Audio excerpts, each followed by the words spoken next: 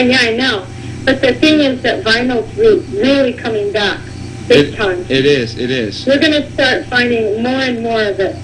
I'm telling you, they should. I mean, they'll even reissue it. You never know. I don't. You know what? I was always as a DJ years ago, I was always a big fan of vinyl. But I gotta ask you something. And I interviewed Ernest Borgnine, who was a big '80s actor. He did Airwolf. Yeah, I know him. Of course. He was a great guy. It was a great interview. And I have to ask you. I mean, the videos nowadays, they just look so technical and rehearsed. Yeah. For you guys, when you did those videos, and any group that did videos in the 80s, was it fun like it looked like you were having, or was it like, oh my God, we got to do this video? I mean, they're all stressful, I would assume, but was it as fun as it looks, or was it easier back then? Well, I haven't kept up with what the new ones look like, but it was a little bit of both the things you're saying. It was both fun and also like, because the Bangles came up at that time when MTV was sort of like born, Right. It was like the whole I Want My MTV campaign in the early days of it. And it had such a major impact on everything in the music business that it became like a thing where you'd be like in the studio just recording a song and you'd already be like making up scenarios for what the video could be. Like you'd be almost recording the song with it like in your mind. It was almost like a joke, actually. Like right. Because there were so many crazy things in the videos, like weird slow motion things. I mean, my kids are obsessed with these. My younger kid is obsessed with these like literal videos where they like go back on old songs and they put in funny new lyrics and translations. I don't know if you've seen that stuff. I don't know what they're called. I think they're called literal videos. But anyway, but I think there was a lot of pressure on bands to like do iconic, really cool videos. So there was kind of a bit of a pressure, and it was the old days when the record company would have the big meeting and you'd go in and you'd meet all these directors and they'd pitch you all these crazy ideas and you'd try to figure out what to do. But they were very cool, Yeah, they were cool, and they were, and when you look at them now, they're so primitive. Like when I look at, like I was looking at a Twisted Sister video when he was doing the Animal House bit. Was that a play? I mean, and you look at it and you're like, well, how corny is that? But back then it was like so, like that was like techno, that was on the cutting edge. And it just when you look at them today, you still like when I still like get up and when I hear Walk Like an Egyptian and stuff, you have to. It makes you want to dance. It makes you want to. It's a feel good. I know. I mean, all your songs. I mean, like, and all the stuff from the '80s. It's not like you don't want to go like jump off a building when you hear these songs. Like, it's very like upbeat. It's very upbeat, kind of happy music. It was very fun. I mean, I think if you had to sort of describe what was good about the '80s, and as you say, the videos were kind of primitive, and it's like this. The videos are like a time capsule for like what the '80s were. Absolutely. You just go back in time when you see the clothes, and it was very colorful. It was just, I don't know, it was just a really bizarre time, but it was the music was fun. The spirit of it was really fun and kind of happy or something. Well, the people seemed happier. There was no war. There was no this. There was, I mean, like people. Excuse the expression. People didn't have sticks up their asses like they do now.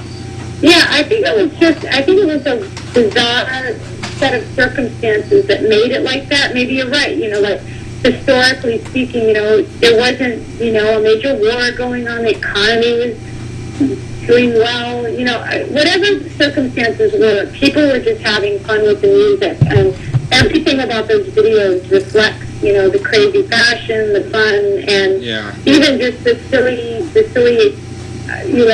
kind of primitive art form that videos were at that time. It was just all captured on the tape now, and now you can see it all on YouTube. Exactly. Yeah, it's funny. This is great because it's accessible, almost as a document of the time. Yeah, and it's flattering too to see that, Yeah, it is. I mean, I sort of look back and go, oh my God, look at what we were wearing, or look at her hair or something.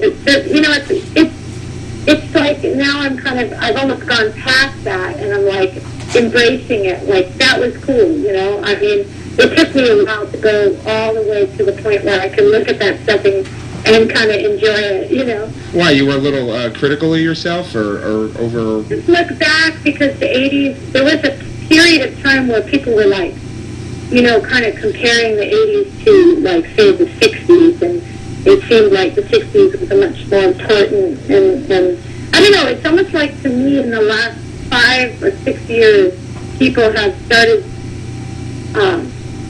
viewing the 80s differently.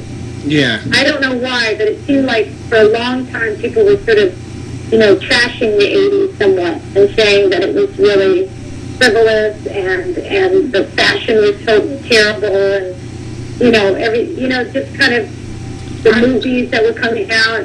Now people love. Right. Some of the best movies ever made came out in the 80s. As far as fashion, I dressed like that Miami Vice stuff. Well, I got made fun of. I didn't care. I know. But you know what I'm saying. You know exactly what I'm saying. It's like people were kind of like making fun of it, you know what I mean? And not having a sense of humor about that. It's just, that's the time, you know? That's what the Breakfast Club and all of that, you know, it had a lot of cool, youth-oriented stuff going on. It was very, it was sort of a vibrant time, and I think it sort of has people developed a new appreciation for it. That's great. You know, and then the same people that were making fun of it, they're posting videos on Facebook of 80s. Oh, I thought you hated it. What happened? Now all of a sudden you want to post them on Facebook? I know. You know? So, I mean, you've been in the business for over 30 years. What do you attribute your success to? Like, what made you, I mean, besides the fact that you are incredibly talented, why did the Bangles last this long? What did you do right? Oh, well, I guess, I mean, just to put it really simply, we just kept going, and I think it's sort of the thing that got us into it in the first place. The love of the music? Yeah, you know, it's just like we dig music. We like listening to it. We like playing it. I mean, not a day goes by where I'm not, like, somehow, music is kind of like in the car, or I'm buying some music on iTunes, or, you know, I'm learning. My kids are turning me on to new music, or, like, I don't know, it's just like I'm writing a song, or I don't know what it is, but there's something about music that has always just been factored really heavily in my life in every single way. I mean, from childhood till now. I mean, I love music, and I think the Bangles, it's just such a fun job. It is, and I don't even like to call it a job. Let me put it that way. It's like, seems weird to call it a job, but it is kind of my job, you know. I mean, I take it seriously. It's your passion. Yeah, it's a passion, exactly. You know. Now, speaking of the music today, do you think that the music industry has it gotten better, or has it do you see a sort of decline? Do you think people are as interested in music more so or less nowadays? Well, I think the music business has changed dramatically. I think the whole sort of computer revolution, downloading and everything, the music business, the actual financial part of it took a big hit, because it became, you know, sort of artists don't really make very much of living off the sales of records, because they just don't. You know, the Bangles are lucky that we can still tour, right? You know, make ends meet that way. But the thing is that I think people still love music as much as ever, and maybe even more so. It's just that the way that they access music is different. Now people are people are using their phones. The internet has taken over, and that's fine. You know, that's totally fine. I think the love of music is as strong as it ever was. I just think the way that people find out about music is different. You don't go to the record store anymore and get that album, or that vinyl, and you read the liner notes, and you know, it's all online. It's just a different. It's very impersonal, I think. I mean, you can go on the internet and download a song, but do you know anything about that song? Do you know who? I mean, like, as a music lover, I would want to know how was that song recorded? I want to know more about the artist. And if you're just downloading it, you can't. You know, like you said, with liner notes, you could read liner notes and you can get involved in the band and be a part of it. And, I mean, the internet is a wonderful tool, but I think as far as the music business goes, it's not utilized. They just screwed it all up, and it's so... I don't know if there's anything that can be done about it now, but it's like a juggernaut. It's a shame, too, because, like you said, it's like... different. Yeah, a different experience of it. But, you just keep going forward and hope that you just, my thing now is like, I've been doing it a long time. My love for music has not diminished in any way, and I just want to keep doing music that I like, and if somebody else likes it, that's awesome. I'm happy, I'm thrilled. I just hope that I can just keep doing music, and we hope so, too. We hope you go another 30 years, Thank you. Thank you so much. Now, you got the 27th of this month, your new CD is going to drop, if I'm correct, right? That's correct. And it's called Sweetheart of the Sun? Yep. Okay, and if some of my listeners and viewers want to get that, where can they go? I would say, I know Barnes & Noble is going to carry it. Will it be on Amazon, or...? It will definitely be on Amazon, for sure. It'll be on all the, things like iTunes, Amazon. Okay. And there will be some vinyl for people who want to go and buy the vinyl and experience it that way. It'll be, on the internet. Hopefully you might even hear it on the radio. But yeah, I think, the normal internet channels will all be available. And on your website? Yeah, there'll be links. All right, the website, for those of you, check out Sweetheart of the Sun, 9/27, it's going to drop. Guys, you got to pick this up. If you love the music of the 80s, and if you love the Bangles, and even if you don't, I want you to check this out. It's going to be a great CD. I've heard nothing but good stuff about it. 9/27, Sweetheart of the Sun, Amazon.com, BarnesandNoble.com, and you can check out the Bangles website. They got a lot of really cool stuff on there for fan pages and stuff, and all about the group. www.thebangles.com. I mean, show your support for the Bangles and show that you remember the 80s, and check that out. Now, I also try to make any kind of big announcements I do on. I have a Facebook. Oh, okay. Hello? Hello?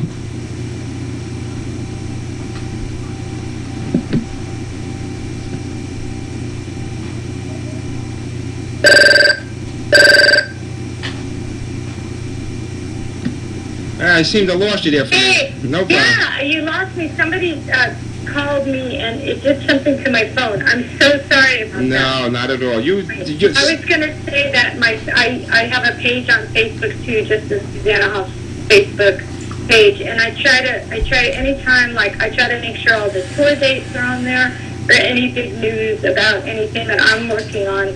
I make records with this guy Matthew Sweet. We do covers records. I have a solo record. Any information about any of the projects I'm working on will always be on Facebook too. So yeah, guys, check that out. Susanna Hoffs on Facebook. Like that page. Check it out immediately. I have before I let you go, like I said, I really appreciate you doing this because I know the time constraints you were under, because me and Tara have been going back and forth for like 3 months. And I have 2 quick questions for you. Okay. The first one is, 30 plus years in the music business. If someone were to ask you, Susanna Hoffs, what is your crowning jewel? What are you most proud of that you've done? Either a song or an album, or what would be your crown jewel in your thing that you would say you're most proud of, looking back? Oh, that's hard to say. I mean, is there one song that you personally got attached to, and like something, an album that you said? Well, I mean, I think some of the songs that I did with on Bangles records are, very important to me, like, that I've written, like Eternal Flame, Hero Takes the Fall, In Your Room. Some of those are really special to me. And I'm actually really proud of some of the stuff that's going to be coming out next year that I'm working on. A solo thing that I just finished that I'm really proud of. And it's 10 original songs. And anyway, I just really like the way it came out. And I'm also extremely proud of, and maybe it's because these things are fresh in my mind, but these records that I make with this great artist, Matthew Sweet. It's amazing. And we've done these 2 records that are really cool. And we have a big fan base that's building for this duo that we have. That we did this Under the Covers Volume 1, all songs from the 60s, and Under the Covers Volume 2, all songs from the 70s. And now, if you like the 80s, we're working on a Volume 3, which is all songs from the 80s. Oh, wow. So, yeah, and so I'm really proud of that. But it's hard to pick one thing. Right. I'm really proud of my family. Wow, I guess my crowning jewel would be that I somehow managed to do the thing I love, which is music, and also, have 2 incredible kids and a great husband who's also a really talented guy who makes movies. Oh, wow. Yeah, he did all the Austin Powers movies. He directed all of those, and he directed Meet the Parents, and he produced Borat, and he did Meet the Fockers, and I actually read that. You have quite a bit of acting resume under your belt there. Well, I did one movie, but he's done some amazing movies. So the fact that I'm somehow able to keep my family together and continue to do my music, I think I'm very proud of that, and I'm very proud of my kids. Well, we applaud you, and I mean, you do it so well, and God bless you, and keep going. I mean, thank you. Guys, don't forget 9/27, Sweetheart of the Sun. It's going to be on Amazon, Barnes & Noble. Check that out. Now, Susanna, before I let you go, I just need one small favor, and I can cut you loose. Okay. If you could just do a quick bumper for the show, I would really appreciate it. Sure. Just say, hi, this is Susanna Hoffs, and you're watching the Wiseguyz show. That's it. Whenever you're ready. You say watching because you guys film it on live, right? We do live. We do audio and video. So it's sort of like a web TV show. And is it Wiseguyz? Yeah, it's Wiseguyz Okay. with a Z, yeah. Okay, cool. Go ahead, whenever you're ready. Okay, cool. Hi, this is Susanna Hoffs, and you're watching the Wiseguyz show. Thank you so much. Everybody, give her a big round of applause, please. Susanna, you've had a blessed career. I wish you another 30 years in the business. I definitely am coming down on October 5th. For those of you in New Jersey, October 5th at the Stone Pony, go down and show your support for the Bengals. I'm looking forward to the new CD, and I actually sent in my request for the autographed picture at that address on the webpage. Great. I can't wait for that to come in the mail. And Susanna Hoffs, thank you again. God bless you, and I hope to see you real soon. And if you ever need anything, you're a friend of the Wiseguyz show. You call us, and you have carte blanche. Thank you so much. I really enjoyed talking with you. Thank you. Anytime. And keep playing that music. Thank you. Take care. Bye.